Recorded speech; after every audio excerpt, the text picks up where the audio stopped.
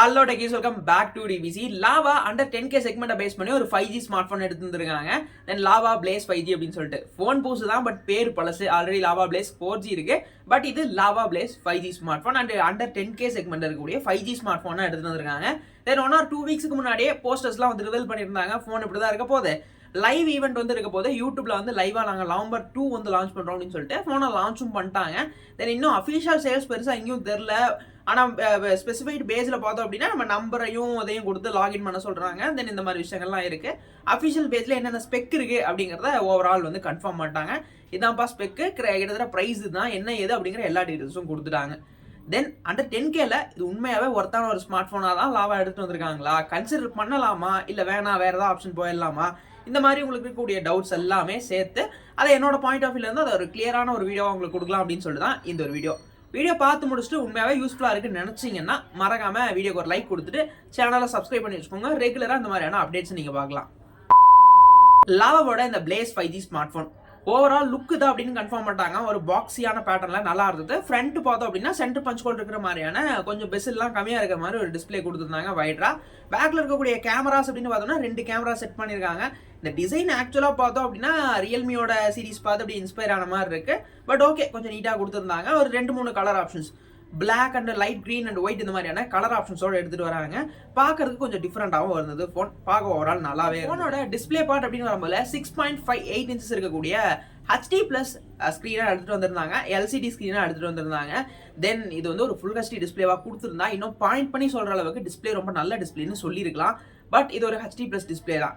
5Gக்காக compromises okay, ஆனால் but இந்த time இருக்கக்கூடிய காம்படிஷனில் அது கொடுக்குறது ஒன்றும் தப்பு இல்லை. ஃபுல் ஹெச்டியாக கொடுத்துருந்தா இன்னொரு மேஜர் அட்வான்டேஜாக இருந்திருக்கும். பட் ஒரு HD+ டிஸ்பிளேவாக தான் இங்கே எடுத்துகிட்டு வந்திருக்காங்க. ரெஃப்ரெஷ் ரேட்னு வரும்போது 90 ஹெச்க்கான ஒரு பேனலாக அதை எடுத்துகிட்டு வராங்க.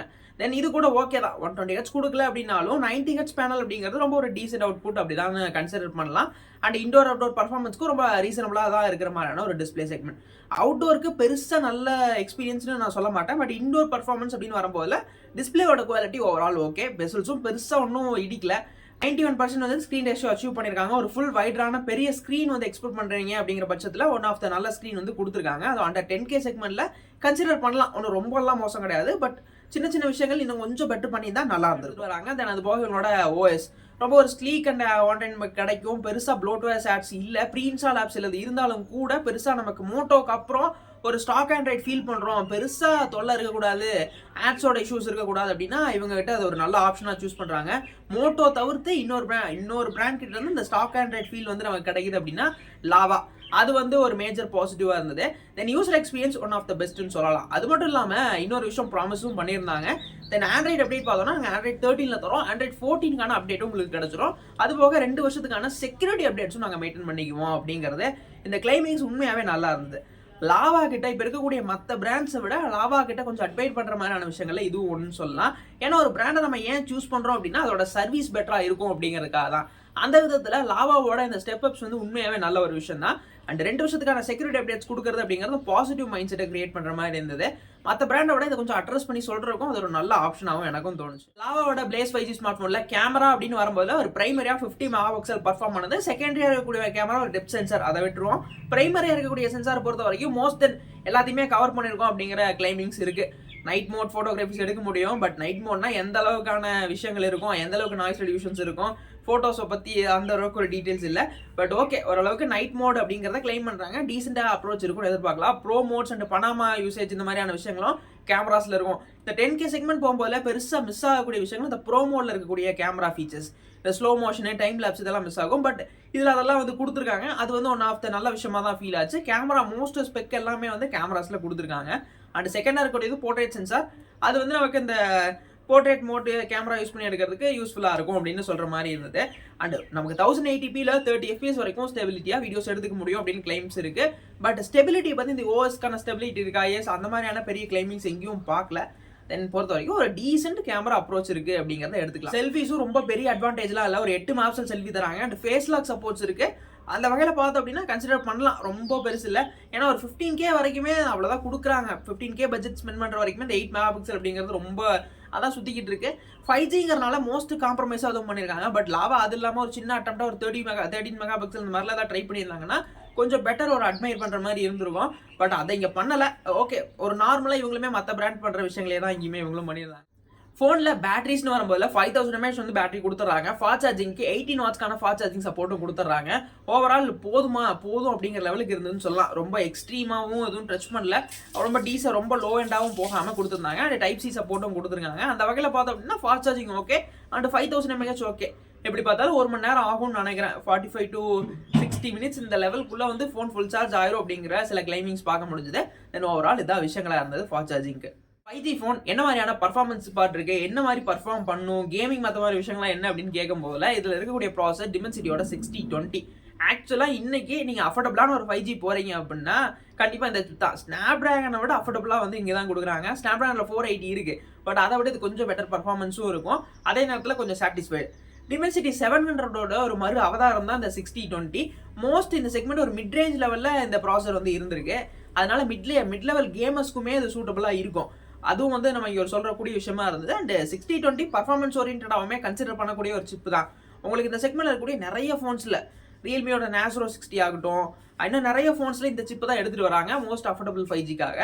அதனால சிப் ஓரியன்டாக பார்க்கும்போது நிறைய இடத்துல யூஸ் பண்ணுறாங்க. அது ஒன்றும் பெரிய ஒரு இஷ்யூவும் இல்லை, நல்ல ஒரு பர்ஃபார்மராகவும் கன்சிடர் பண்ணுற மாதிரி இருந்தது.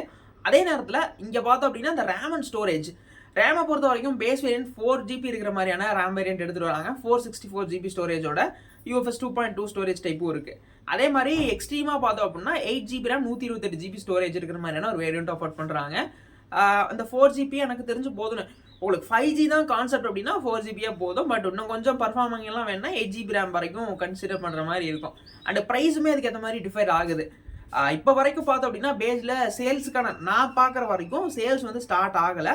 தென் ஃபோனோட ஸ்பெக்கை வந்து ஃபுல்லாக அஃபிஷியலாக ரிவீல் பண்ணிட்டாங்க.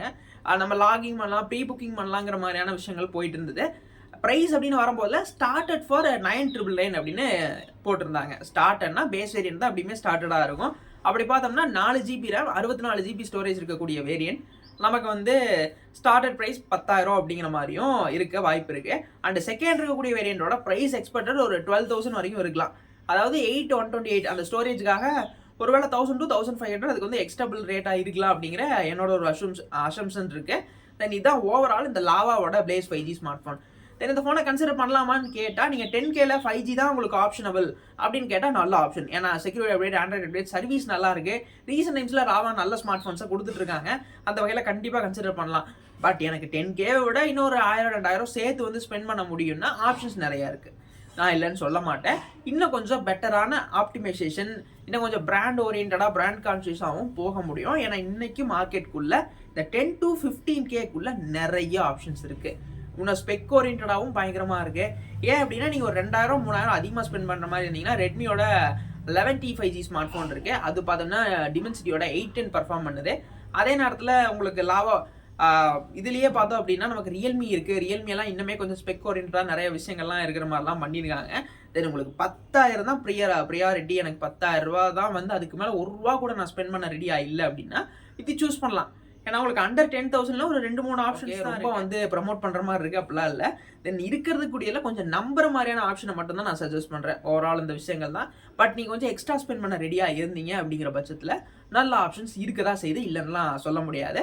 ஓவரால் இந்த லாவா பிளேஸ் பற்றி தான் என்னோட ஒரு ஒப்பீனியனாக இருந்தது. இந்த வீடியோ உங்களுக்கு யூஸ்ஃபுல்லாக இன்ஃபர்மேட்டிவாக இருக்குன்னு நினச்சிங்க, இவ்வளோ தூரம் பார்த்துருந்தீங்க அப்படின்னா தயவு செஞ்சு ஒரு லைக் கொடுங்க. ஏதாவது மிஸ்டேக்ஸ் இருந்தால் சொல்லுங்கள். தென் அடுத்த வீடியோவில் அதையுமே வந்து திருத்தி வீடியோஸ் எடுத்துகிட்டு வரலாம். வீடியோ பிடிச்சதுன்னா லைக் கொடுங்க. உங்கள் ஃப்ரெண்ட்ஸ் எல்லாம் பார்க்கணும்னு நினச்சா ஷேர் பண்ணுங்கள்.